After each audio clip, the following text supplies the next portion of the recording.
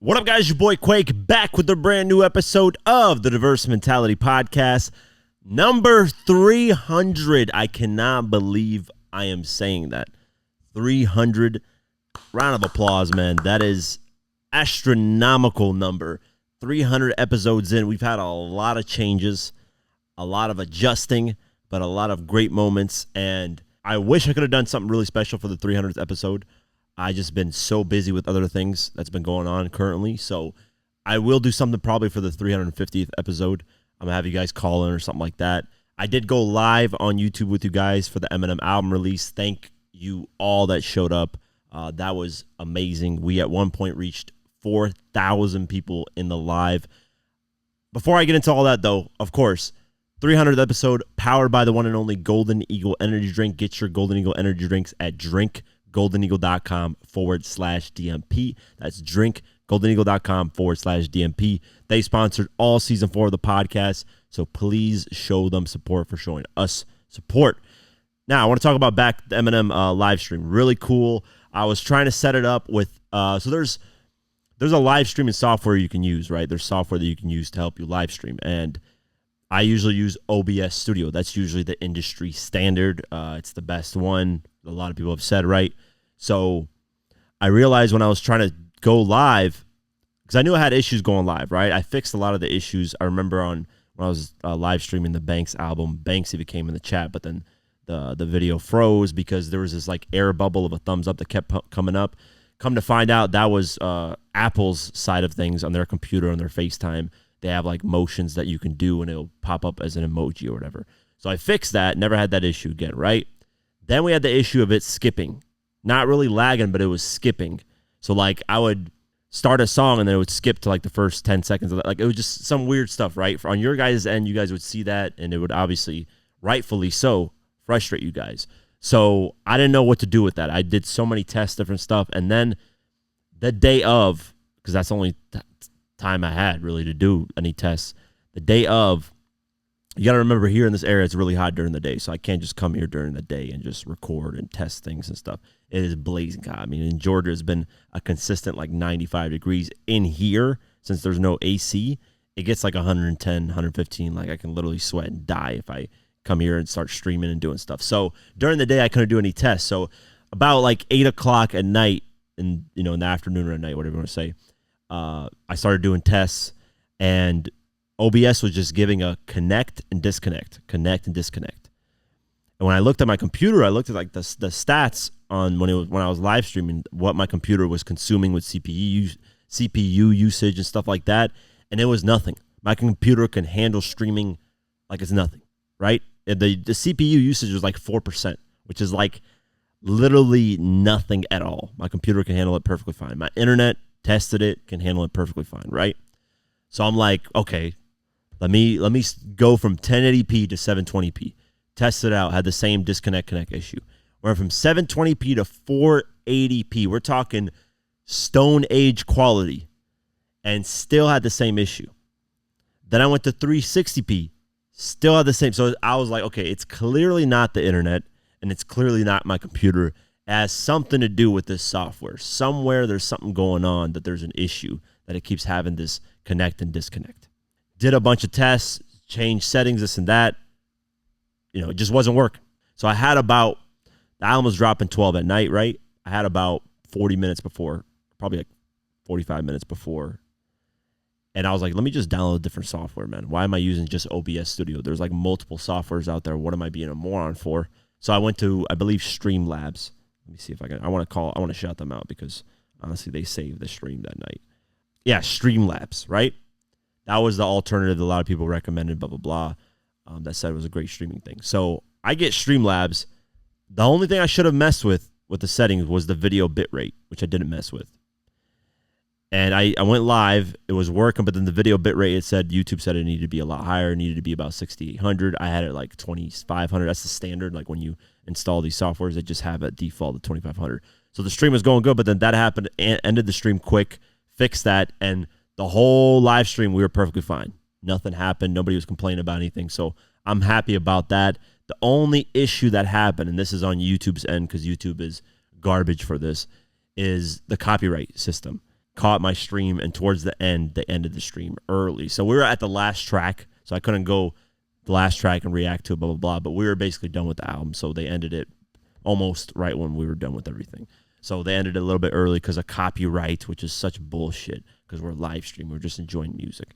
Really stupid. But that's on YouTube's end. That has nothing to do on my end. I can't control that. But thank you all that showed up. I mean, 4,000 people is astronomical. I don't remember the last time I got 4,000 people on a live stream. I know a lot of that has to do with the Eminem hype and the album coming out, so it's not just me going live. I'm pretty sure if I just went live just randomly, I'd probably get maybe, if I'm lucky, 500 people, maybe 1,000 if, maybe something happens. But other than that, I don't really generate insane numbers live because I just don't go live often. But, yeah, man, 4,000 people, thank you all that showed up. I want to go on Twitter Spaces and talk about the Eminem album. I'm not going to talk about it here on the podcast unless I don't talk about it on Twitter Spaces before the next episode comes out. So if I'm not on Twitter Spaces between Monday or Tuesday, and then I got to record on Wednesday, then I'll just talk about the album on here, and then we'll do a different Twitter Spaces about something else. Because I want to go on Twitter Spaces and just talk about the Eminem album. But yeah, that's all. I just wanted to talk about that. Really cool, great moment. So that's kind of our 300 episode special with Eminem releasing the album and stuff. Really cool. But let's get into the news. Diddy's mom is hospitalized for a health scare linked to the stress over Diddy's legal drama. And rightfully so. That's his mother. His mother obviously wants the best for him, stuff like that. Mother's love, no matter what the kid does. Some mothers just love their kid no matter what. Diddy's mother, Janice Combs, has been admitted to a Florida hospital for monitoring amid a health scare. According to a report from TMZ, Miss Combs was rushed in on Wednesday, July 11th, after experiencing pains in her chest. There has been no official ruling as to why just yet, but she reportedly believes it's due to stress from her son's mounting legal issues. Doctors are keeping her hospitalized another night for further testing and observation, and Diddy is by her side. He's here.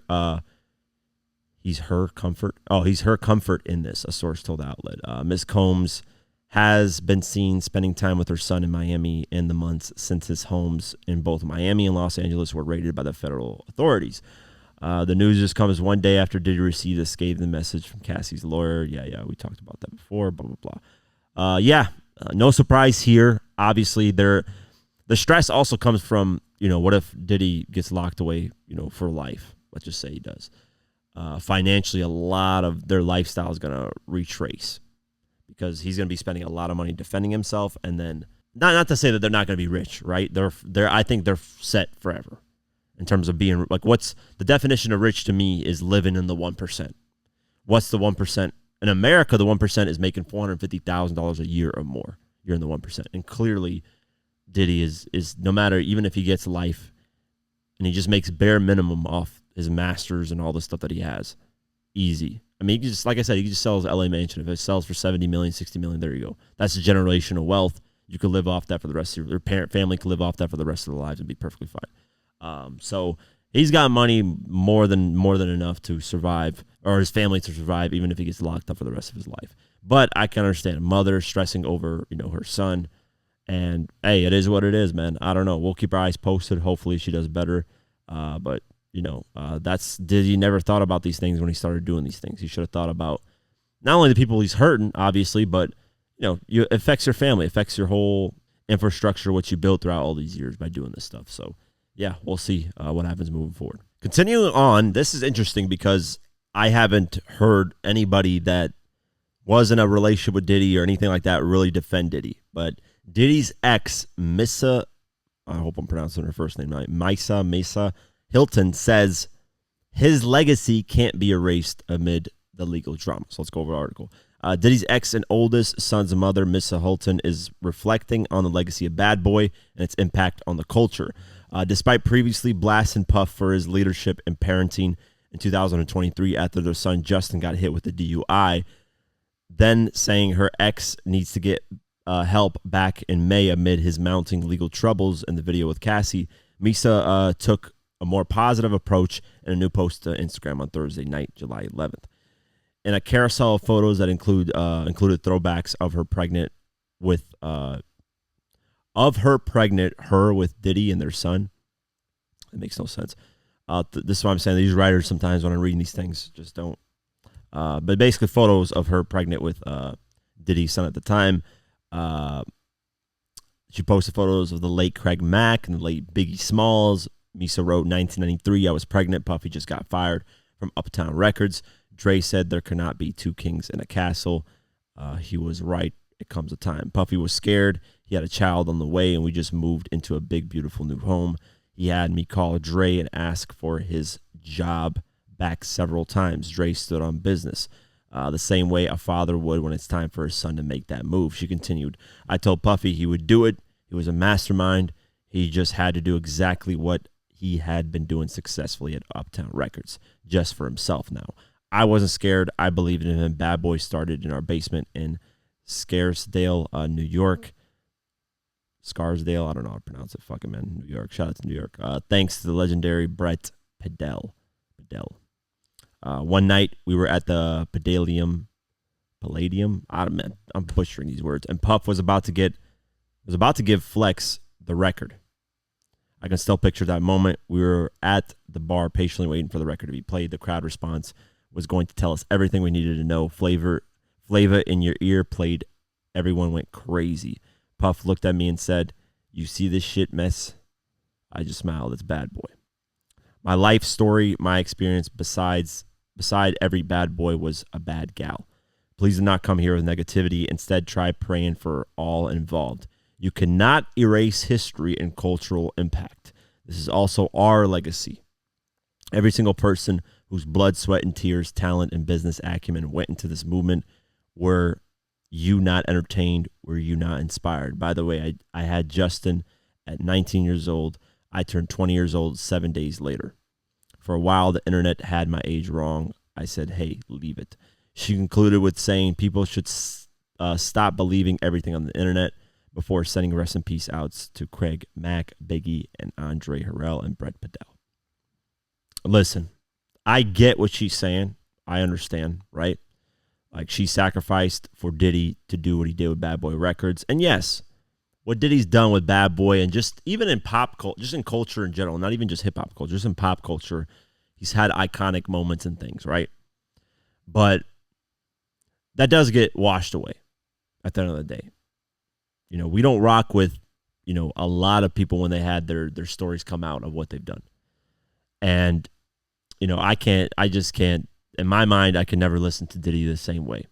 I get what she's saying. You know, Bad Boy Records wasn't just Diddy, and it wasn't, right? There's a whole team, a lot of people sacrificing, a lot of people that put in work. But he's the face, he's the CEO, he's the boss. So if he goes down, that's the head of the snake. So you know, to use a metaphor or whatever.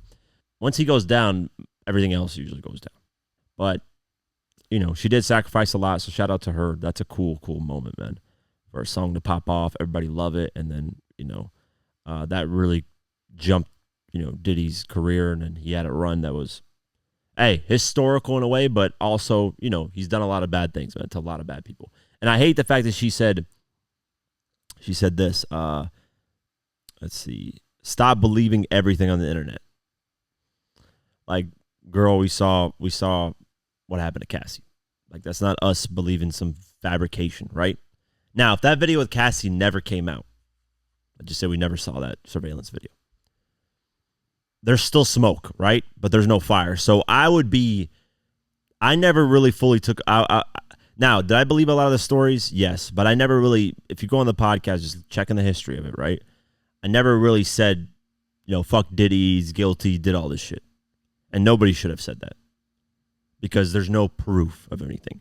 But once the surveillance video footage came out, it's over. To me, it's fuck him. It doesn't matter. I don't give a fuck what the story behind it is. I don't care anything. It's fuck him, and that's it. It's just that simple. You put your hands on a woman, and the what she said in her lawsuits now have a lot more validity to it. So, yeah, there's no don't believe everything you see on the internet. No, that's a real surveillance video footage, not AI altered. That's Diddy in the video footage. Clearly, you could tell it's Cassie. Boom, he put his hands on her. That's it. So I get where she's coming from. I know she's probably sacrificed a lot to build everything, but hey, man, blame that on Diddy. And if you females knew what was going on at the time, I blame it on you guys too. You know, you didn't say anything. You got to say something. Don't allow, you know, bad people to keep doing bad things. because you are just as complicit as, the person doing it, at least in my eyes. So, yeah, we'll see what happens moving forward. But, hey, that's one of the first people that I've seen that in a relationship with Diddy actually back Diddy. From what I remember, obviously there might have been other people, but I'm just saying in terms of relationship female, that's the first one that I've seen. So, yeah, we'll keep our eyes posted. DaBaby updates on a felony battery case that he had. This is something that we reported on a while ago. Let's go over the article. DaBaby has taken a plea deal in his felony battery case, meaning he will not face jail time. TMZ reported on Thursday, July 11th, that the Suge rapper pleaded guilty to misdemeanor battery through his lawyer and was given 1 year probation in addition to time served.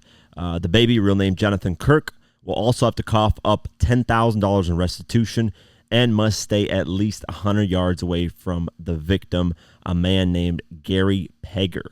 I believe this is the guy he beat up for the video. Let's see. Additionally, he can't possess firearms and deadly weapons during the probation period. The incident occurred in 2020 when Pegger tried to stop DaBaby and his entourage from filming a music video on his rental property. Yeah, I remember this. In Los Angeles, a confrontation broke out with the North Carolina rapper and one of his friends allegedly attacking Pegger and leaving him with serious injuries. Pegger later sued DaBaby, claiming that he was assaulted for simply enforcing basic rental rules at his property. He said DaBaby's management team agreed that no more than 12 people would be on the property at any given time, but discovered upwards of 40 people and a film crew at the video shoot. When he attempted to shut down the shoot, Pegger claimed that DaBaby sucker punched him, knocking his tooth out in the process. He further accused the rapper and his crew that fled of stealing valuable kitchenware and causing thousands of dollars worth of damage to his property. While he won't be heading to jail in this case, DaBaby is no stranger to legal drama. Yeah, we know that. He's had all kinds of shit happen. But, hey, man, rich, good lawyer, managed to not get any type of jail time or prison time, and just paid $10,000 in probation for a year. That's not too bad. Probation for a year ain't bad, man. If you can't stay out of trouble for 1 year, then you deserve to be locked up at that point because, come on, man. Like, you're on probation, do good. It's that simple. But, yeah, we'll see what happens moving forward. I know DaBaby is someone that likes to carry weapons because, he's just that type of person because he likes to protect himself. And, it's going to be interesting to see if, he's got a year. If he fucks up flying somewhere or something with a weapon that he's not supposed to have, it could really, really hinder him. But we'll see. Hopefully he doesn't. He has a security move with all the weapons and stuff and him not have anything when it comes to drugs, weapons, all that stuff. So, yeah, we'll see. The motherfucking game. Yeah, the game and Rick Ross are going back and forth at it. And I'm not surprised this happened because we reported on this, I believe, last podcast episode of the game having legal issues with that $7 million lawsuit that he has with that girl, and that girl is going to potentially seize his property because he's not paying that money, and she's going to keep going after her money that she won in court. And Rick Ross decided to clown the game for this. I wasn't surprised at this because Rick Ross will jump and pounce at any of his enemies going through any type of financial struggles. He did it with 50, did it with G-Unit as general, like in general with Banks, Yayo, Buck. So this is no surprise. Let's go over the article. The game and Rick Ross, a.k.a. William Roberts, have continued to trade shots after the MMG mogul mocked the Compton rapper's legal troubles. As reported earlier this week, the game is on the verge of losing his home as his sexual battery accuser, Priscilla Rainey, seeks to claim the $7 million judgment she was awarded back in 2016. Yeah, we reported on that last episode. William revealed and his rivals reveled in his rival's misfortune, mocking the game on Instagram by posting a screenshot of a news article about him possibly losing his house and covering it in gifs, including one of a man in swim trunks dancing. The hater love it hitmaker subsequently fired back at Ross by sending him an Instagram DM that read, "Even if I lost my house, which I'm not, you still gonna be a fat bitch N-word. That Ozempic gonna kill you before the Twinkies do, hoe ass N-word." He later accused Rose of reporting his Instagram account, which resulted in it being restricted. "The officer got my account put in jail for a day. How do y'all be fans of these weirdos?" That's hilarious. So yeah, here's the photo of Ross making fun of the game potentially losing his house. He even tagged the game in his story that he posted. And then, yeah, game responded. Since we attin' guys, here you go, bitch. He tagged Rick Ross. Ozempic game is funny, man. Ozempic gonna kill you before them Twinkies do. That is insane. But yeah, no surprise here, man. I expected Rick Ross to clown him. And Ross, he's got his own issues that he's, the reason why Ross is doubling down on the game is because Rick Ross's ex-wife, Tia, you won't believe what Tia told me. Yeah, her. She was like, gave Game a lap dance to some like podcast show or some shit. Yeah, she did that like last week or something. I didn't report on it because I could care less. It's not like I don't really report on those type of things unless like artists get into it. And I'm sure that's why Ross like doubled down on it, because he was like, now you got my ex twerking on you and you dropped a diss track on me. Well, I'm going to clown you now that you're going to lose your house. You're going to be homeless, right? So I don't know, man. They both got their weird things. Ross, or William, shall I say, because that's actually his name, William. Rick Ross is not his real name. That's a fake identity that he stole, like I always mention. But, he rapped, put Molly on her champagne. She didn't even know it. Took her home and enjoyed that. She, come on, bro. That's what the fuck that is. It's rape. So that I don't rock with. And then Game's got his own things that are weird as hell. They're both weird in their own sense, but at least Game, for the most part, now, I know people are going to come in the comments and say whatever they're going to say. I'm not, saying he's the most gangster rapper ever, but he's had moments where he's confronted artists and wasn't afraid to do some gangster shit, right? So we never saw that from Rick Ross. Never. Not a single time. The only time he's ever put hands on somebody is Vlad TV. Vlad. And Vlad sued him and won. That's the only time he's ever put hands on somebody. That's a media personality. That's like him putting hands on me. It's like, you don't get really brownie points for that. I'm not a street guy, nor do I claim I'm a street guy. But you put hands on me, I'm snitching. That's just the reality of it. I'm not a gangster. I don't live the gangster lifestyle. I don't care about any of that shit. I'm suing just like Vlad did. Because Vlad came up really good on that. But yeah, like he's never done anything to actual gangsters or rappers or any of that stuff. 50 robbed him of his Maybach Music chain. He still never got that back. I wonder what happened to the chain. Where is it at right now? But yeah, they robbed him, beat Gunplay up. They never did anything about that. Still, till this day. That was done in 2012, I think, or 2013, somewhere around there. Basically over 10 years now. And William Roberts and his police officers have never done anything about it. So at least Game, there's stories, there's things, there's video footage of him doing stuff to people and beating their ass and stuff like that. Most notably, at least, 40 Glock, right? And people said, behind the camera, there's a guy holding the gun. That's why, he did that, blah, blah, blah. I don't know. That has nothing to do with me, blah, blah, blah. But 40 Glock pretending to be this gangster and then suing him and then snitching on him in court. That's, that you can have an issue with when it comes to snitching. But a regular person like Vlad, who's just a media personality, whatever you want to call him, or a journalist, reporter, whatever, suing, that's not a big deal. You should never attack the actual media people. Doesn't matter what they say. You need to have restraint because you're just going to lose money. And what'd you get out of it? Beating somebody up for a brief moment.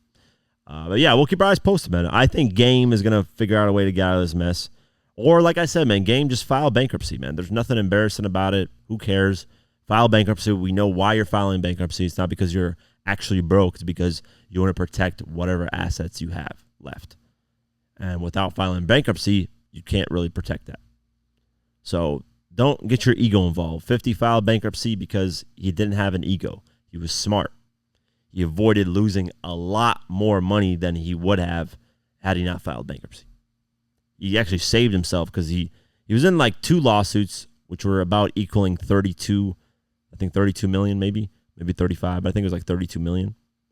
And with the bankruptcy, Rick Ross's baby mama, the actual, the other one, not Tia, but the other one that was in the video footage of her having sex with some random guy, whatever, and him leaking that she didn't get all that money that she sued him for. She won and she got some money, but it was nowhere near. I think she won like $8 million or some crazy astronomical money, but with bankruptcy, she only got like $300,000. I think it was like $200,000 or $300,000, something like that. And then 50 ended up suing the lawyers that lost, I believe, either the SMS audio case with Sleek Audio or the sex tape case.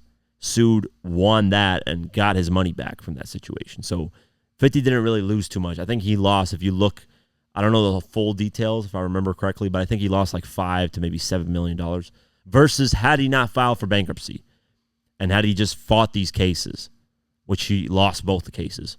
That's just the reality of it. They said in sleek audio he took their idea, blah, blah, blah, blah, blah, and tried to run with it. Boom. They sued, won, got their money.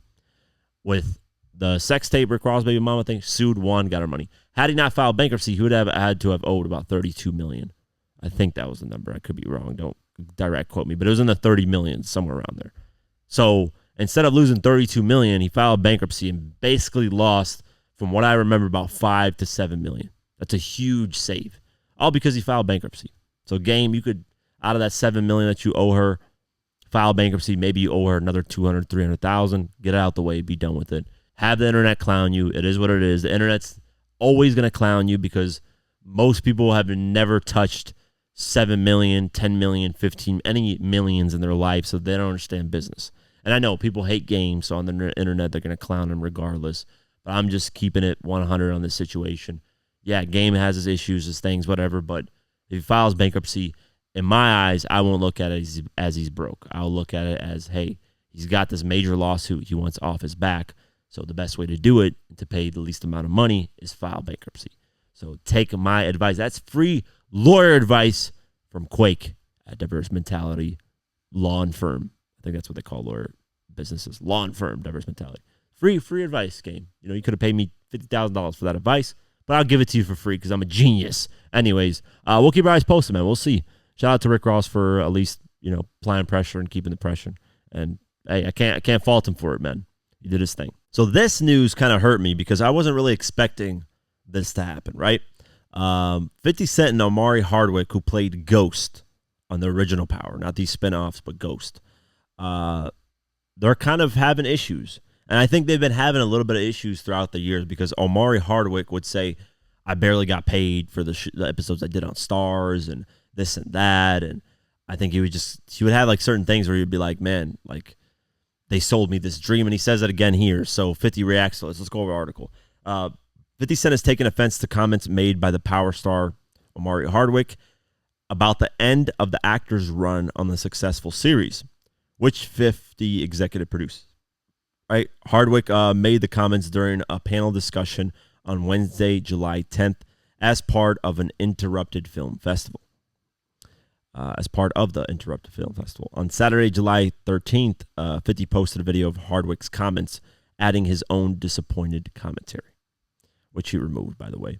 But, hey, people still got the screenshots and stuff. He said, I'm with y'all in this sense, Hardwick said, of being disappointed by the ending of Power, when his character was murdered by his own son. I'm with you in the sense that the way the story was sold and told to me is not befitting of the way it ended. Guys, so y'all have every right to be like, it didn't end right. We often forget that the fans are being sold and told a story that had a genesis and that it has to end the way it was sold. He continued. So he basically just saying, listen, I was told the show was going to end a different way, which, listen, things like this, Power ran for 5 years, I think, or 6 years. Somewhere around there, 6 years. I think it started in 2014, ended in 2020 maybe. I think 2020 probably. 6 years. Let's just say 6 years. And, of course, the show is going to change as time goes on, right? Like, they're going to have different ideas. They're going to have different pathways of doing things, and that's just the reality of anything that you're working on for that long. You know, I had an idea for the Get Rich or Die Trying documentary when I first started. But then you finally shoot, you finally see what you got, you finally see what you can work with, what you can't work with, and then it comes out a different way. Because if it was my way, 100% the way I envisioned in my brain, which never happens, you can never execute 100% what you envision in your brain in any project. That's just not reality. Because your brain is always going to see things in the perfect way, and you're going to imagine things just working out in the perfect way all the time. And that's not the reality of the world, right? You could be, oh my God, I see this vision of if we shoot this part with this New York bridge and the sun's glaring, that's not going to happen. Maybe that day where you have to shoot, it's going to be raining, it's going to be foggy, it's whatever, right? So those type of things play into it. And same with stories, right? You're going to have a trajectory when you start out of the way you plan things, but then it changes. Now, is that 50's fault? No, he's not a writer. He's executive producer. The writers, each episode, and as the seasons go on, they decide. The main, obviously, writer is obviously Courtney Kemp. She's the one that decides this is what happens with this show and this is where we're going to go in direction. So he can't really blame 50 for that, right? But 50 kind of took it personal. He said, this N-word is a strange bird. The fuck is he talking about? I never done nothing but look out for him. If he needed something, I gave it to him. I understand now. That shit didn't matter at all. Now, he removed this post, so I'm sure Omari hit him up privately in the DMs and said, I think you took it the wrong way, which I don't know if 50 could have taken it the wrong way. I think what mainly Omari was saying is like, you know, they told me a certain way it's going to end, and they probably sold you fans on a certain way it would end, and it just didn't end up to happen that way. That's not really disrespectful. It's just, you know, but Omari has said in the past things like, you know, I wasn't paid properly, and I was supposed to be the face. I'm the face of stars right now, and I'm not getting paid what other people get paid for being the face of a whole premium network, blah, blah, blah, blah, blah, right? He said that a million times. But 50, he's also given 50 props by saying, you know, when I was really broke before we started Stars and before the first season officially came out, he was like, I had to borrow a loan from 50. I think it was like $10,000 or something like that just to help me out. And then I paid it back to him with interest, blah, blah, blah. So 50 didn't have to loan him that money. They've just been like, yo, figure it out. Because that's the thing with a lot of these actors is they can shoot things, but it's not like they're getting paid immediately off what they shot. It's gotta air, then they gotta, you know, get residual, whatever the hell, all that stuff. Like it's a slow process. So in between time, you're pretty much jobless. So you gotta wait to see if the show actually gets picked up. If it gets picked up, they run it for one season. Did it do really well first season? Okay, we're picking up renewing it for second season. And that's how it usually goes. It's rare that they renew like 2 or 3 seasons after the first one, unless it just does astronomical numbers that like they didn't even have they couldn't even fathom the numbers, right? Then you get like a 2 and 3 season renewal, like stuff like that. But usually they renew every season and then see where it goes from there. I'm just disappointed in the fact that I think that Omari could come back in power if they do a prequel. You know, before, which kind of Raising Kanan is that, but that's more of like Kanan's life. I'm talking like a prequel before like Kanan, like the grown Kanan went to prison and he was running things and Omari was there and Tommy was there, or Ghost and Tommy were there and so on and so forth. But I haven't watched any of the Power spinoffs. I'm not even going to lie to you guys, and I'm a huge 50 supporter of always, but I watched the original Power. I never ended up watching the spinoffs. I just kind of, I don't know, maybe I just lost interest, but I might end up watching them down the line now that like I think the Ghost one is done officially, and then I'm gonna wait. I'll probably start watching the Ghost one pretty soon here. I don't know, we'll see. But yeah, hopefully they can mend this relationship. Hopefully they did already because 50 removed it, but we'll see what happens moving forward. 6ix9ine is officially back, technically, not really back with new music, but he's back in posting content and talking about his lifestyle, his career, and what he's going to be doing. So not the best way to return, though. He ended up releasing a cryptocurrency coin. When 6ix9ine launched his coin, it was called the Dummy Coin, and it ended up like right when he didn't really, when he let people know the address of the coin, which is usually how you can tell, who's the official, what's the official account of the coin, because a lot of people can create fake clone coins. So when he sent the address of the coin out, and I remember copying and pasting it, but this is probably like 30 minutes later after he addressed it. I remember seeing the price at like 300,000, right? The market cap price. That's usually the value of it, right? And I looked, the history of it, and it peaked at like 6 million and then just died down. And that's what happens with a lot of these celebrity coins. They'll announce it, but they'll announce it late. Here's the thing. When it peaked at 6 million, it was way before 6ix9ine announced it to people. So by the time people bought into it, it was really late, and then that's how you lose money going into these like celebrity cryptocurrencies when they announce this type of shit. But let's go over the article. 6ix9ine has entered the cryptocurrency world, and now he is offering to meet some of those who's purchased his personal coin. On Friday, July 12th, the New York City native took to social media and announced some upcoming overseas concerts, as well as his latest business endeavor in a brief clip addressed to his fans. We just got to Romania, he began. I'm super grateful for the ability to travel to Romania. We're live tomorrow at the beach, please. I want to apologize to all my fans for being very disconnected with you guys, but I got some great news. I just released a dummy coin. For the first 2,000 holders and who buy into the dummy coin, you will be selected to meet and greet Hero Mania. Also, we'll pick three select few to join us on stage for the last song, which is Gummo. Ultimately, you end up removing this post, because he also jumped on the NFT thing. And right now, basically, the meme coin stuff and celebrity coins is the hot trend, but only a few are actually caring about doing something in the space, right? You got Jason Derulo, you got Iggy Azalea, you got Waka Flocka, you got, I think Amber Rose right now is doing her thing. She actually is, pushing it. And not much, right? Celebrities, a lot of these celebrities, they'll get either tricked into it because one of the developers that know cryptocurrency will say, hey, you can start your own coin. You can, tell your fans they can use the coin to do cool things with it.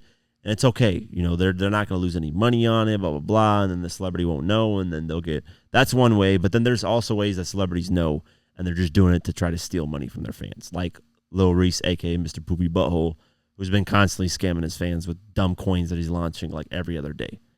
And it's working. Unfortunately, people are falling for it. Now, if you fall for it multiple times, you honestly deserve to get your money stolen at that point.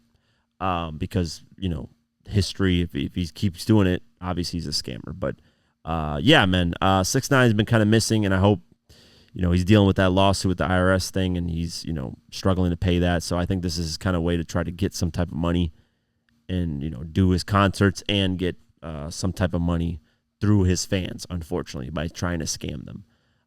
Don't buy this coin. It's literally went to shit quick because it's not worth anything.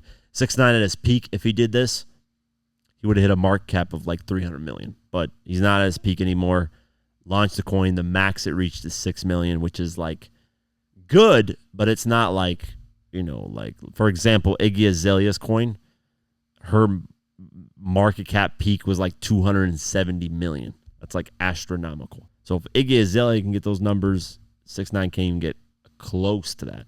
I think Waka Flocka's highest was like 30 million. So Waka Flocka even got a higher number than 6ix9ine. But regardless, yeah, not a cool thing to invest in. So watch out. Don't get involved in these coins because it's just not gonna be worth it. Before we continue, I want to give a shout out to Golden Eagle for sponsoring this podcast. Yes, if it wasn't for Golden Eagle, this podcast wouldn't be possible. If you're looking for an energy drink that doesn't tear a hole in your pocket, Golden Eagle energy drink is the one you want to get. Golden Eagle has the smoothest taste with no aftertaste. You don't get acid reflux when you drink it, and you will save a lot of money. So check out Golden Eagle at drinkgoldeneagle.com/DMP. The link is in the description below. And how do you think this podcast would be possible without me having energy to do it?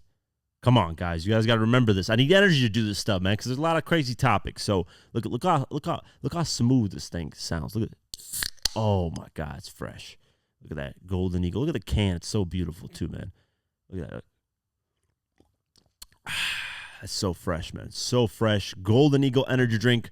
Go to the link description below. That's drinkgoldeneagle.com/DMP. Let's continue the episode. Eminem, or should I say Slim Shady, is officially back.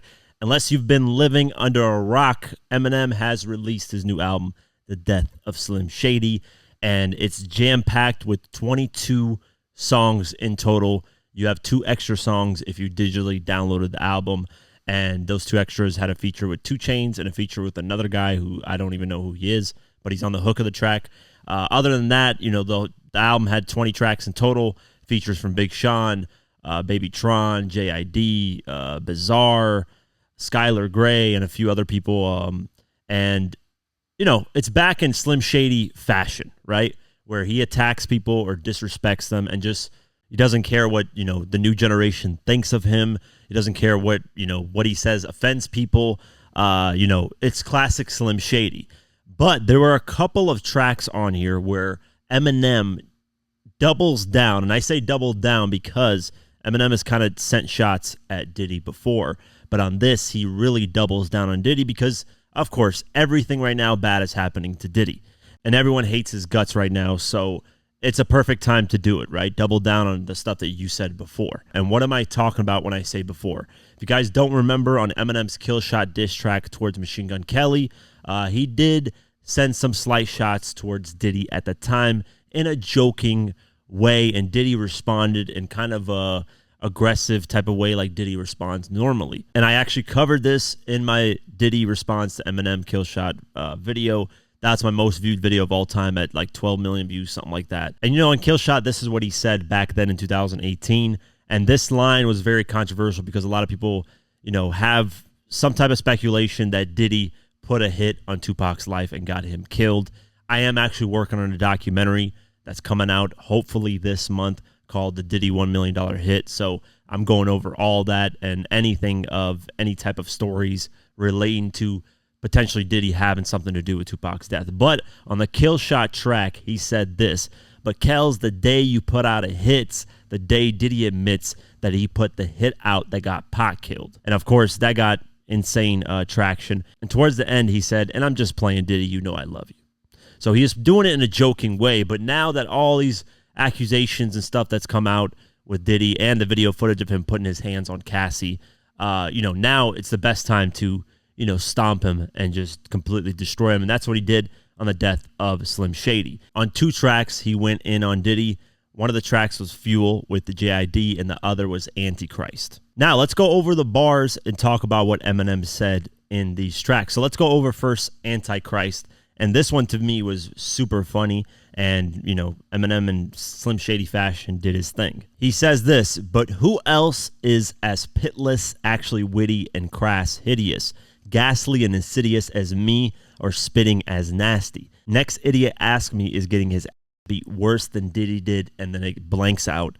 And if you can tell by the rhyme pattern scheme, you know, nasty, getting his ass beat, obviously the word that's blurred out is Cassie. I'm sure he blurred it out because of just respect to her, and then on top of that, you know, avoiding any type of lawsuits. Of course, he can talk about this on this track because obviously there's surveillance video footage that's out. So it's out in the open, so it doesn't really matter. Then he continues and says, "But on the real though, what? She probably ran out the room with this fucking dildo. Come here. He tried to field gold punt her. She said to chill. No. Now put it back in my and get the steel toe." That is, and like I said, man, when I first heard this live, when I was on YouTube Live, listening to this, it was hilarious, man. And the thing is although this is funny, right? This can be true because there have been reports that Diddy would go in hotel rooms with a bunch of toys and mess around with them. Obviously, even the Cassie lawsuit, there are a lot of reports that he just liked to get freaky with people. Whether male or female, he just got freaky with people. And a lot of these lawsuits, you hear that day and night. And on top of that, there was I forget who, security guard that was interviewed that used to be Diddy's security guard. Can't remember his name off the top of my head, but he said that he saw Diddy and Ja Rule going to a room together with a bunch of toys. I don't know what that's about. That's allegedly, so I'm not saying any of that's, you know, 100% true. But, you know, a lot of these stories go around with Diddy having a lot of fun at his parties. You know, ain't no party like a Diddy party. So, yeah, that's why this was super funny, because it can be true because of all the rumors going around. And, you know, it was done in a very witty way. So salute to Eminem, and executed that perfectly. Then on the track Fuel with JID, Eminem gets a lot more personal and a lot more serious. He says this: "I'm like a RAPER. Yeah, got so many SAS. Wait, he didn't just spell the word rapper and leave out a P, did he?" See, this is a play on words, right? Raper, rapper. Did he leave out a P because, you know, raper and rapper has one less P? But then the way he says, did he leave out a P? Did he? Like Diddy, P. Diddy. Very well executed, man. Double entendres here. And then he says, R.I.P. Rest in peace, Biggie and Pac. Both of y'all should be living. But I ain't trying to beef with him because he might put a hit on me like Keefy D did him. And that's the only way you're going to be killing me. Ain't going to be on no beat, silly. Now, these lines were very, very interesting, right? You know, the first couple of lines, great wordplay. A great way to mention P. Diddy without, you know, making it very obvious, but still obvious. It was very cleverly done, right? And then he says, rest in peace, Biggie and Pac. Now, there is speculation, right, that Diddy had a hand in killing both Pac and Biggie, not just Pac. Because I know a lot of people know about the story of the $1 million hit on Pac's life. Shameless plug again, doing a documentary on that. But the story about Biggie getting killed by Diddy has been floating around for a while because there are rumors that Biggie wanted to leave Diddy's label, Bad Boy. After he, or at least he finished his contract, whatever, he wanted to leave and have nothing to do with Diddy anymore. And Diddy did not like that, so there were reports that, Diddy set up the whole thing to get Biggie killed because it's easier to blame, Tupac's side, right? Oh, they got retaliation on Biggie. That's why Biggie died. He was in L.A. They got retaliation. That's why he died. But, there's sometimes it's not just as simple as that. There's layers upon layers into things, and there is speculation that Diddy had something to do with Biggie getting killed. So Eminem doubles down on that, not only from the Kill Shot track where he played around with the Pac thing, but now he's saying he did something to Biggie as well. This guy is not as innocent as people think. But then he says, I ain't trying to have problems with him because he might put a hit out on me like Keefy D did on Pac and potentially Biggie. But the rumor is mainly Pac that he put a hit on. So that's interesting because, like I said, the video that I covered years ago with the Kill Shot track where he talks about, the joke about putting a hit out on Pac's life, Diddy responded to that and said that, I'm going to handle Eminem. I'm going to get Eminem handled. It's been years later, nothing's ever happened. But when Diddy says something like that, people kind of had a weird look at it because there's been a lot of speculation about Pac and Biggie getting killed because of him.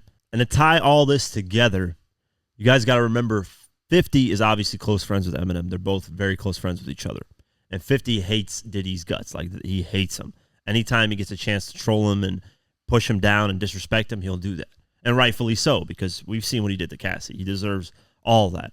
So I'm sure Eminem and 50 have had conversations privately of them talking about, Diddy and what he's potentially done to Pac and Biggie and just people in general. I mean, there was a new report that just came out about a magazine editor getting threatened by Diddy. Because he wanted to change the magazine cover or something like that and see the magazine early. And she said, no, we don't do that as a publication. And he threatened to like kill her, which is insane. There's so many stories like that that's come out when it comes to Diddy that, there's no surprise at this point. Believe the story of Kid Cudi's car getting blown up and stuff like that. So it was just interesting to hear Eminem kind of double down on his Kill Shot take and actually go in on Diddy a lot more. Hopefully Eminem ends up doing interviews to promote this album, and maybe people start asking him the right questions. I wish he would come to me and do an interview because I would ask some of the craziest questions ever, but he's probably going to do a safe interview, which is unfortunate. I think he should do more interviews where he's out of his realm of safeness. He doesn't do like an interview with Shade 45 with Sway or, simple interviews that are, kind of his realm. He should do more interviews outside of, what he's normally done in the past. So that would be really interesting. I would tune in immediately. But let me know what you guys think, man. I think clever wordplay, doubling down on Diddy being a bad person. And Eminem has, I don't know, he shouldn't really fear for his life. I doubt Diddy will do something to him because Diddy's dealing with so many problems right now that if he even tries to do anything to Eminem, FBI are going to be on him in an instant because obviously Eminem's a lot bigger. And you can't really touch Eminem like that. He's not really out and about like that versus, other people. And Eminem's status is just so high. When certain celebrities reach a certain level, it's damn near impossible for anybody to touch them. Not saying impossible, right? They're not, invincible. But it's super, super hard to even get close to the point where you could even do anything. It's very hard. It takes a lot of money, manpower just to even do that. But yeah, let me know what you guys think. Will Diddy even respond to this? Will Diddy do anything about this? He did kind of threaten in a way to do something in 2018. Never has done anything, so I doubt anything will come out of this. I just like the fact that Eminem doubled down on his Kill Shot take a while ago and, got in on him one more. So, yeah, let me know what you guys think, and I'll keep you guys posted if anything changes. Continuing on, let's talk about it. Complex released their hip-hop media power rankings, right? This is their list of who they think is killing it in the hip-hop media world, which I fall into. And, they did a top 25 list, and let's just go over. Let's see, where's people's rankings, why are people on the list, so on and so forth. So they got number 25, Gabe P, who I had no idea who he is, but apparently he's the owner of On the Radar. So that, that green freestyling booth area where Central C and Drake did their freestyle and stuff like that. That I understand. So he's on there. He's got some great freestyles, memorable moments. Cool, right? Number 25, no issue with that. Arshwan Jaweed is at number 24. And he has a platform called The Kids Takeover. He did a Cole Bennett interview. They pretty much talk about the most memorable moments, their followers, stuff like that. He did a Cole Bennett interview, did a Laser Dim 700 interview, did a Bryson Tiller interview. He's also interviewed NLE Choppa, Ken Carson, so on and so forth. I had no idea who this guy is. The only reason I think they put him on this list is because he actually worked for Complex. He did the Complexicon and he did interviews for Complex, stuff like that. So they're just giving him a look because he did that, to be honest with you. This guy did not, there's nothing in hip-hop culture that this guy had. I'm not disrespecting, I'm just saying, like, he didn't have to be in a top 25 list. Nah, I disagree with that, but whatever. That's number 24. This, I had no idea, like, what the fuck, why is he on this list? This guy I would never consider hip-hop, but hey, whatever. Number 23 is Jason Lee. This guy, he runs Hollywood Unlocked. He's a more gossipy, like, pop type of, like, that's how I view him. I don't view him as hip-hop. They said he's got 3.6 million followers on IG. Cool. He's got 540,000 on YouTube. Cool. Right? He did an interview with DDG and Joyner Lucas. Cool. Hip-hop people, but nah, man. They said he became a go-to source for his audience on things Kendrick and Drake. I disagree with that. Yeah, this guy definitely did not deserve to be number 23. And last year, I didn't even know they had a ranking, like a list of this last year. He was number 11 last year, which is wild. This guy is nothing hip-hop. Like, when I think of hip-hop media, I do not think of Jason Lee. That's the last person I think of. Number 22, Adam 22. Funny ranking because he's Adam 22. He did the Kodak Black interview, Fulio interview. He's done a lot of hip-hop, so I can understand. However, I don't think this is no disrespect to No Jumper, Adam 22, or anything like that. But I just, in my mind, when I think of hip-hop, I don't really go to No Jumper. Because they have their known, like, niche of hip-hop content. But I think a lot of the sexual stuff that he does has overshadowed a lot of No Jumper. The plug talk, that shit that he does with his wife, whatever, all that sexual stuff. That has kind of overshadowed it. Not saying that he doesn't still cover dope hip-hop moments. I mean, he just did one with Kodak Black. That's a funny moment. He has his moments where he covers interesting things. But, I mean, ranking's not bad, man. 22 is a good ranking. That's where I would put him in terms of the hip-hop world, because I just don't view him solely as hip-hop because of all the other stuff he does. But he does great hip-hop content when he, does do it. Number 21, Van Lathan. He's got most memorable moments is the breakdown of the Kendrick beef on Higher Learning. Interesting. He's got great. What I like about him is he has that show that he did with 50. That was cool, like Hip Hop Homicides, or I think it was called. That I could see why he would be in there, because it's a good show. But anything else, level-headed commentary. He's got the Higher Learning podcast. Let's see what this is about. Higher Learning podcast. Let's search the numbers on this. I'm just curious. I've never listened to this podcast or anything like that. So it's not really covering just hip hop. Like, they're covering politics. They're covering. That's what I'm saying. Like, a true hip hop is like just hip hop, bro, for the most part. Like, I'm not saying 100% of your content has to be hip hop to be on this list. That's how, at least if I were to do a hip hop media list, it would be like 80 to 90% of your content has to be hip hop related. It can't be like 40% hip hop, 30% pop, 20% politics, whatever. Like, it's got to be hip hop. So cool, his ranking. I guess I understand it, but yeah. Number 20, Trap Laura Ross. He had the insane year with that King Von rap's first serial killer documentary. That because people were like, is he a serial killer? Is he not? Very deserving of the ranking. I think he put in the work for it, and this is somebody that I consider actually hip hop, doing hip hop content.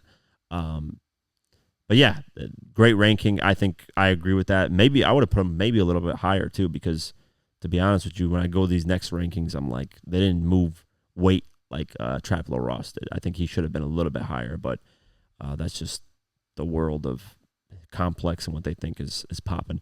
Nadeska, that's what I mean. Nadeska, Alexis, no disrespect to her, but I don't really. anything hip hop. Like, she was an Everyday Struggle, which made her really relevant to me. And then she does like Apple Music's Rap Life Review. Doesn't have a big following and big audience. She's got 98,000 followers on IG, 63,000 on X. Did the Four Bats and Schoolboy Q interview. Those are the two biggest moments she had. You got to think, though, a lot of these people relied on other superstars, like doing interviews of other superstars to become something. Like Trapper Ross just did his own shit with the documentaries. That's way more respectable. It's harder to do. That's what I'm saying. Trapper Ross should have been a little bit higher on this versus other people who rely on other celebrities. You know, they have to do interviews of celebrities to be in this ranking.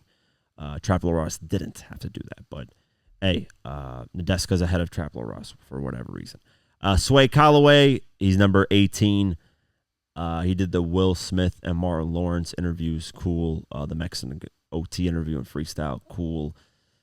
Yeah, but doing Will Smith and Martin Lawrence isn't hip-hop. You get credit for doing that interview. Cool. That's a great interview, but that's not hip-hop. Will Smith hasn't rapped in God knows how long, and Martin Lawrence has never been a rapper. So I don't understand this ranking on here. Number 18, there's so many more hip-hop content creators in the media world that are way, like, just killing it. What's the Dirt is another one that they could have put on here. He's just doing his fucking thing. You know, me with my Get Rich or Die Trying documentary. I'm just saying me because you could say I'm biased, but I've put in a lot of work, done a lot of views and shit. And I have a great following and audience and all that stuff. I never, got put on the list. But yeah, Sway, sorry, man. Much respect to Sway, but I don't know. His ranking makes sense, but he doesn't really. Angela Yee, it's like, dog. Like, no disrespect, but I don't know. She did the Offset interview, Cardi B interview. Okay, that's fair. I think she was more relevant when she was on The Breakfast Club, but cool. She does Angela Yee's lip service, way up with Angela Yee. She's got 893,000 followers on X, 1.7 million on IG. Cool.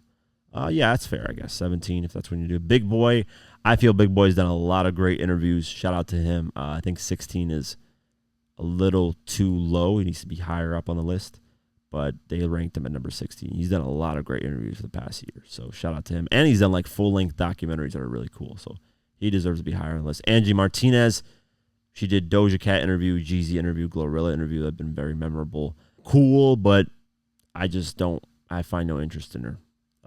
Just watching her content. No disrespect to her, but she hasn't really done anything like that stood out that's really caught people's attention in her interviews, at least in the past year, from what I can remember. Like, she had, like, this one, the way I'm judging this is just from my point of view, right? Like, I watch hip-hop content, but even the content that I don't watch, if they're really popping, you'll see clips of them interviewing the person or whatever the case may be, right? Bootleg Kev, he's grown his platform a lot. He did an NBA Youngboy interview, which he was out in wherever the hell NBA Youngboy was at the time, so shout out to him. Did that great interview. Mexican OT, ESTG, where he walked out. He had that moment, so cool ranking. Rory and Mal, number 13. Their moment was obviously Drake and Kendrick, so that really brought them, because they called out the Drake push-ups track before everybody else, because they said drop and give me 50, and then I remember using that as like an example on Twitter because remember when push-ups leaked, people thought it was AI. I said it's not AI, it's actually Drake, and then you saw clips of Rory and Mal talking about drop and give me 50, so on and so forth. So they were like part of the Drake and Kendrick beef a lot. Like they were pushing narratives and doing their thing. Lil Yachty and Meech, fuck no, but I guess since it's a fucking famous person, Lil Yachty, I really don't think Yachty is really. Never mind. He's had clips where that went pretty viral and good. So yeah, but I wouldn't consider him like it's unfair to put like celebrities podcasts next to like hip hop media that aren't celebrities, that can't rely on their celebrity. Like, that's an unfair comparison in my eyes. But they put Lil Yachty and Mitch on there. Cool. Nori with Drink Champs should have been higher, number 11. He's had a lot of memorable moments the past year. They had the Benzino interview and the Ludacris interview. Those are the two biggest ones. Benzino crying on, obviously, Drink Champs, but they did the thing on there. Nardwar, number 10. He had the Tyler, the Creator interview. Ice Spice, cool. I can understand that as well. Number 10 is a great ranking for Nardwar. Gilly and Wallow, $1 million worth of game. They got number 9 ranking. NBA YoungBoy, Cardi B interview. I guess those are their most memorable moments. Anthony Fantano. The reason why I disagree with this of him being on the hip hop media rankings is because he doesn't just cover hip hop. Like, he covers all kinds of fucking music. That's what I mean. Like, you have to, I think, to be on a hip hop, that's what it says, hip hop media ranking, you got to majority cover hip hop. That should be the rule. Because at this point, you can just fucking jump and become pop famous and do whatever the fuck you want and then cover 20% of hip hop and say you're hip hop. Nah. That's why I feel about Anthony. Yeah, he's covered a lot of hip hop. He does cover a lot of hip hop, but he's so out there with different content when it comes to music. Like, he'll cover rock, every like different type of genre that, I don't know, put him on a hip hop media list could have been different. But Ebro number 7, Ebro in the Morning, the Ebro Show and Rap Life Review, cool, I guess. He sparked the Drake has in the regional sound debate. He did the Gunna interview, cool. Vlad, he should have been higher because he had the whole Keefe D getting locked up, and basically he got a lot of credit for solving the Tupac murder case. When he really didn't solve it, he just kind of put pieces together, but which is kind of technically solving. But he, Keefe D was the one that kind of already admitted in his book, and then Vlad just got him to admit it on camera even more during an interview. So I don't know if he like 100% solved it, but he does get a lot of credit for that. So, and then obviously Vlad's had a lot of viral moments, man. He always has moments that just, they'll hit. I always see a Vlad interview there and there. So I think he should have been higher on the list. Number 6 is just, he should at least be in the top 5. Elliot Wilson, number 5, respect to him. Rap Radar podcast. Elliot sparking debates about journalists versus streamers. Elliot's up and down relationship with Drake. Rap Radar Tyler, the Creator interview. Yeah, he's had his moments, especially in the Drake versus Kendrick thing. Number 4, Charlamagne the God. I don't remember shit Charlamagne has done in a minute, but hey, he was sampled by Future Metro Boomin's intro track.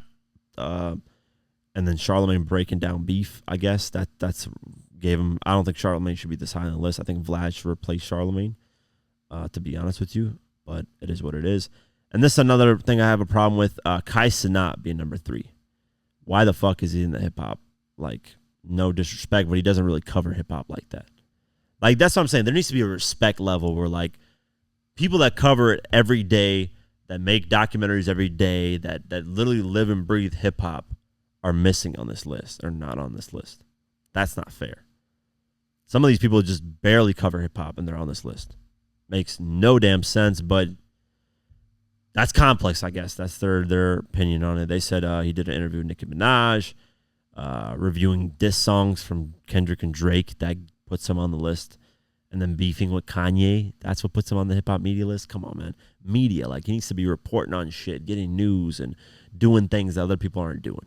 That's the media list. But, hey, Joe Budden, number 2, I agree with this. Joe Budden podcast obviously was the place to go after a lot of people wanted to hear his thoughts on Drake and Kendrick beefing. He interviewed Larry Jackson as well, which is a huge record label person. And, Joe Budden's podcast does cover a lot of different things as well, so you can kind of throw that at Joe as well. But when it comes to hip-hop, he has a different perspective because he used to be an artist. So, like, when it comes to battles, he has a different perspective of how to break down these things because he's been in battles and he's an artist. He used to be an artist. So I agree with that, number 2. And then Academics at number 1, I agree with that as well. He definitely deserves number 1. He was the one that was, like, breaking moments in the Drake versus Kendrick beef. Artists were giving him songs, Drake gave him push-ups, and then Rick Ross gave him champagne moments. Just off that alone, and he covers hip-hop a lot of the time, man. Becoming a meme, I guess. He became a meme. I don't know what the fuck that is. When did he become a meme? Are y'all trolling? Not like us. They not like us. So, yeah, he got mentioned in one of the Kendrick songs. So he had a hell of a year. Like, this was definitely, if you had to rank from summer last year to summer this year, is definitely Academics. He did his thing. But a lot of these people on this list barely cover hip hop, or if they do, they got to rely on like other sources to help them. Like number 24, Arshwan Jawad, nah, sorry man. Jason Lee, hell no. Van Lathan, I guess, but Nadeska being that high, no, she deserves to be on the list, but that high, no. Sway as well, not that high. Angela, not that high. Yeah, I just don't agree with some of these lists. Yeah, it is what it is, though. That's their opinion. That's their thing. Personally, me, I know some people are tagging me and saying, why weren't you on the list? Me, it'd be cool to be on the list, but I know that a lot of this stuff has to do with relationships. It has to do a lot of, if you're in the hip hop media relationship world, I don't give two fucks to be in that. I know the talent I bring. I know the consistency I bring. I know that what I've done is innovated a lot of things and pushed hip hop media forward. And a lot of people aren't seeing that right now, but they'll see years down the line.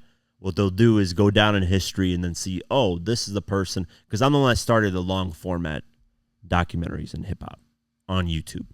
Now, was there old long format documentaries in hip hop culture? Yes, of course. On DVDs and old platforms and styles, right? Smack DVDs and shit like that. I said, that's old school. We're in wherever I started doing it, 2017. Why isn't there long formats of breaking down beefs? Why isn't there long formats of people's history? What happened to them? Why isn't there long formats of this and that on YouTube? On YouTube specifically. I don't want to say I was the first one to make long format hip hop content. Never. But on YouTube, I was. You can go check the history. So that's because I remember when I was doing it, here's the proof too.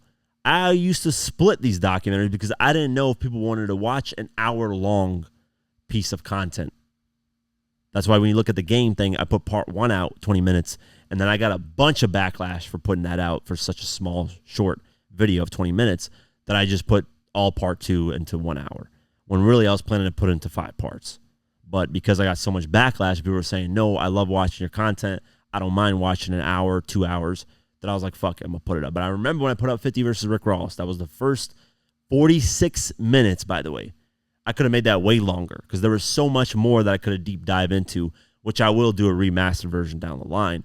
But I could have deep dived into that a lot more and made it a 2-hour, 3-hour documentary. But I didn't know if people wanted to consume that amount of content. But now it's like, if you don't do that, people aren't really saying it's long form, which is crazy. So I'm the one that started that. Other people got inspired. Whether they admit it or not, I don't really give a fuck because I know, check the history. And I'm the one that started that innovation of it, pushing that forward. And now I want to get into the hip-hop and cryptocurrency and mix that because let's just be honest here. Cryptocurrency is the future of the world, whether you view it as a scam because you don't understand it or you view it as you just don't understand blockchains and all this. And I don't understand all of it too. But I want to bridge that gap because Waka Flocka's gotten into it. Lil Pump's got into it, and they're actually taking it serious. They're not just doing it for quick money. Like, they're actually putting everyday work in on it. So hip-hop is slowly going to adapt to it. But I want to be on the forefront of that. And, as I start doing content, if it starts to go viral and do well, you're going to see copycats. That's just the nature of it. And then people are going to brush it off and say, oh, Quake never did it first. And just like how they're doing this long-format content, people are claiming that they're the ones that did it or they're the ones that they're the best at it, blah, blah, blah, whatever. That's a whole opinion thing, but I'm the one that started that. That's just the reality of it, whether people want to admit it or not. I don't really care, but that's just my contribution, and I've contributed a lot more. I'm doing Netflix style with the Give It Your Die Trying documentary. There's nobody. We're talking people that have a budget of, Adam 22 has millions of dollars. Vlad has millions of dollars. Academics, millions of dollars. A lot of these people on this list have millions or hundreds of thousands of dollars they can put towards making Netflix-style documentary if they wanted to on their own platforms. But they don't do it. And that's another thing that I'm pushing, that as I get more money, if I can fund it more, I'll push and do those type of things. Because who the fuck has given anybody a style the way I did with Get Your Die Trying on YouTube for 2 hours long? There's not a single person you can point to. And hip-hop, I'm saying. Obviously other people on YouTube, they've done that type of stuff. Some people have done insane documentaries. But, like, I'm talking in hip-hop, nah, man. Nobody's moved the needle forward like that in the hip-hop space, in hip-hop content YouTube. Not even just YouTube. Like, my content goes, obviously, everywhere. Snapchat, Instagram, all that stuff. But the YouTube world is where, I'm pushing things forward like nobody else is doing. Now, granted, I don't make controversial content. I'm not sitting here and trying to get controversial clicks. That's probably why I'm not on this list, because I'm not trying to get controversial shit. I'm just creating what I want to see, what I like. And hopefully other people like to see it and want to watch it. Because listen, if I could have easily done controversial shit every time and just done that type of content and got millions and millions of views. Look at that. I dropped a Unit Chain video, 3.2 million views, like it was nothing. Because controversy sells. Just people love to see that. But that's not my lane. I mean, I'll do it. Like I'm doing Diddy, $1 million hit. That's a controversial thing that people want to hear about, right? I'll tap into it, but I don't want to be known as somebody that just does, like murder documentaries and just this type of shit like over and over again. I want to be able to people to say, hey, yeah, diverse mentality. Yeah, he does. Oh, he's got like hip hop and finance. He's got hip hop on what happened to certain artists. He's got beef stories. He's got breakdown of albums, of how they're created. He's got this and that. Like I want people to go in there and know that I'm diverse. No pun intended, but there you go. So I don't care whether they put me on a list or not, whether people recognize what I'm doing or not. Eventually, people are going to recognize. Usually, the innovators don't get the proper, like you don't remember who the fuck made the phone, right? A wireless phone. But you're going to remember who made the iPhone with Steve Jobs because they innovated it. I'm the one that started the long-form content. I've been pushing it to the best that I can with the funding that I have. And, whether people recognize it or not, or want to give me props or not, or any of that, it's up to them. I've never gotten, like in these interviews, I don't really get shout-outs. I've never heard, Joe Budden be like, man, I saw this and it was fucking cool. Shout out to I see other YouTubers get that like crazy. I don't know if it's like a cult of a hip-hop media cult that you have to be in. Maybe you gotta have Diddy stick a dildo on your ass. I don't know. I'm just throwing it out there just for jokes. I'm not being serious, but I don't know. I just don't get that type of props now. But do I want it? Yeah, I would love for somebody to be like, yo, shout out to Quake, man, diverse mentality. He pushed this. But I mean, I don't get it for whatever reason. I don't really care at this point. It used to bother me like early on, probably in like 2018, 19. I'll put out this content, do all these insane views, and people just wouldn't like. And there was like Irv Gotti watching my shit. Like he watched the 50 versus Ja, and like they wouldn't say shit. And like you'd see this type of stuff, and just people just wouldn't say give me props on things. But it is what it is, man. Fuck it. That's my little rant. Hip hop media power rankings. That's Complex's list. Pretty cool, man. Probably about like 70% of it I agree, but a lot of these people don't. Like I said, Trap Lil Ross should have been a little bit higher. I think he doesn't have to rely. Like same with me, I don't have to rely on like celebrities to come to do viral content. A lot of these people have to do that. Like a lot of these people interviewed other celebrities and had to rely on that. And some of these people don't even do hip hop content like that. So yeah, that's my take on it. But let's get into it. New music. Friday, Eminem dropped The Death of Slim Shady. If I don't talk about it on Twitter Spaces, I will review it on here the next episode and just talk about the album when I think about it. Snot dropped Viceroy album. Kanye West and Consequence dropped No Apologies. Ice Spice and Central C dropped Did It First.